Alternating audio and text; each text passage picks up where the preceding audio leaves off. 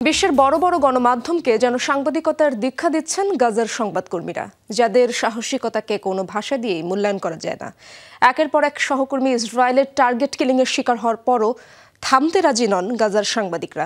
রোববার নিহত 5 সংবাদকর্মীর প্রতি শ্রদ্ধা জানিয়ে সংবাদ মাধ্যম আল জাজিরাও ঘোষণা দিয়েছে, গাজায় কার্যক্রম বন্ধ করবে না তারা।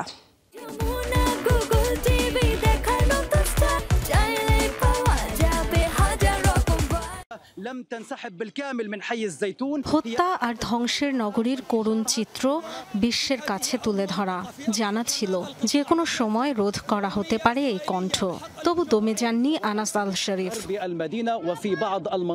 রোববার রাতে ইসরায়েলের টার্গেট কিলিংয়ের শিকার হন আল জাজিরার প্রতিনিধি 28 বছর বয়সী আনাস। একই হামলায় মৃত্যু হয় কাতার ভিত্তিক সংবাদ মাধ্যমটির আরও 4 সংবাদকর্মীর। এ ঘটনায় বিশ্বজুড়ে চলছে নিন্দা সমালোচনার ঝড়।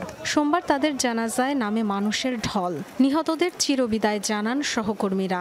শোকার্ত ছিলেন তো বটেই, কিন্তু এখনও অকুতোভয় কণ্ঠ তাদের।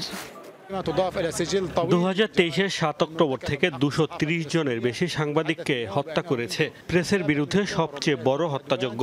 এর আগে কোনো স্থানীয় বা আন্তর্জাতিক সংঘাতে, এমনকি প্রথম ও দ্বিতীয় বিশ্বযুদ্ধেও এত বেশি সংখ্যক সাংবাদিককে হত্যাকাণ্ডের শিকার হতে হয়নি।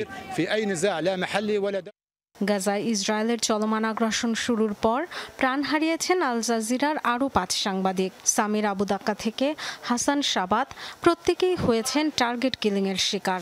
নিহত সংবাদকর্মীদের প্রতি শ্রদ্ধা ও শোক প্রকাশ করা হয় আল জাজিরার কার্যালয়ে।